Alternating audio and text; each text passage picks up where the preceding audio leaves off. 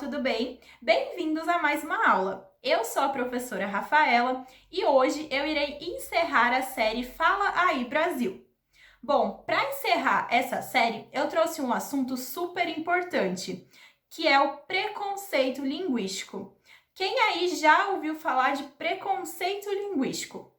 Bom, no nosso dia a dia, a gente ouve falar sobre diversos tipos de preconceito e fazer uma discussão sobre todos eles é extremamente necessário. Mas e o preconceito linguístico? Quem já ouviu falar? O que é o preconceito linguístico? Bom, o preconceito linguístico nada mais é do que um pré-julgamento ou um preconceito que algumas pessoas têm com outros falantes da língua que não utilizam a variante padrão, a norma culta para falar. O que vem a ser essa variante padrão? A variante padrão é a forma que as pessoas consideram correta de se usar a língua. Mas, na verdade, não existe uma forma correta de se falar.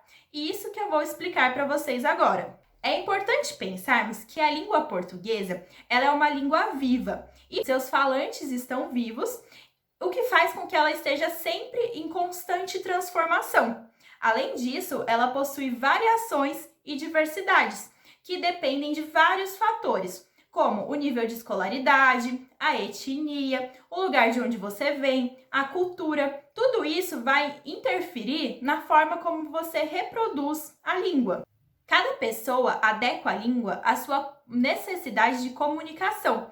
Por isso, é necessário que a gente respeite e entenda que cada pessoa tem a sua variedade e a sua forma de se comunicar. Cada pessoa adequa a língua à sua necessidade de comunicação. Por isso é tão importante que a gente respeite e entenda que nenhuma variação é superior ou inferior à outra. No preconceito linguístico, acontece que muitas pessoas acreditam que a sua variante seja superior à variante do outro. E por isso acaba discriminando e fazendo com que essa outra pessoa, que tem a variante considerada inferior, seja alvo de exclusão social. Por exemplo, se você está participando de uma entrevista de emprego e tem um sotaque diferente do entrevistador, o entrevistador pode acreditar que o sotaque dele é superior ao seu sotaque.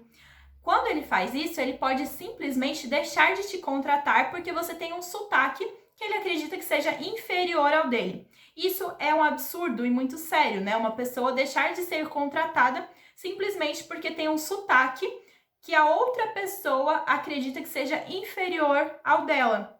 Então imagina, você não ser contratado porque o recrutador tem preconceito com o seu sotaque. Isso é um absurdo, né, pessoal? E é por isso que é tão importante que a gente reflita sobre o preconceito linguístico.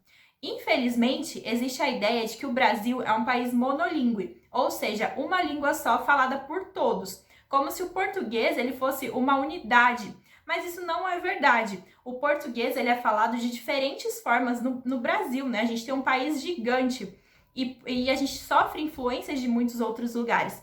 Por isso que a língua portuguesa ela não é uma única língua como uma unidade. Ela tem variações, né? E isso, né, a gente foi vendo no decorrer dessa série do Fala Aí Brasil e a gente viu também no primeiro vídeo da série, né, que foi feito pela professora Tainá e que falava sobre variações linguísticas. Quando nós falamos que no Brasil existe só um português, que seria o português a variação padrão, falado por todos os brasileiros, nós estamos discriminando as pessoas que não utilizam essa variante padrão e estamos valorizando os mais ricos que usam essa variação. Isso é perpetuado pelas escolas, pela mídia, pelas instituições.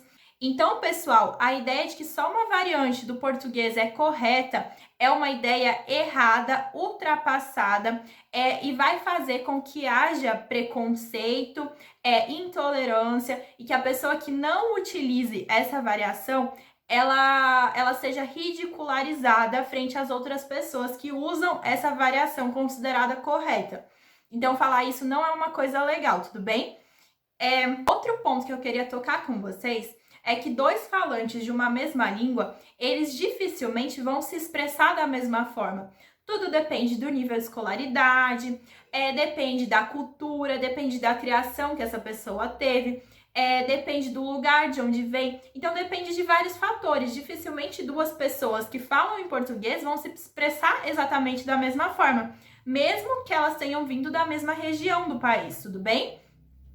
Além disso, uma única pessoa, ela pode se expressar de formas diferentes dependendo de com quem ela está falando. Isso depende do contexto. Então, por exemplo, eu aqui dando aula para vocês posso me expressar de uma forma e quando eu estiver conversando com os meus amigos eu posso me expressar de outra forma, usar gírias, né, falar mais informalmente. Tudo depende do contexto. Isso também é muito importante.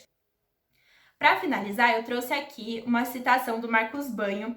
O Marcos Banho, ele é um linguista que vai falar muito sobre preconceito linguístico em todos os seus livros. O que ele vai falar, né? Para construir uma sociedade tolerante com as diferenças, é preciso exigir que as diversidades nos comportamentos linguísticos sejam respeitadas e valorizadas. Então, isso é muito importante, respeitar e valorizar os comportamentos linguísticos e as diversidades de cada indivíduo. Bom, hoje é isso. Eu queria fazer vocês refletirem um pouco sobre o que é o preconceito linguístico, como ele acontece. Espero que vocês tenham gostado e tenham tirado bastante proveito desse vídeo. Um abraço e fiquem bem!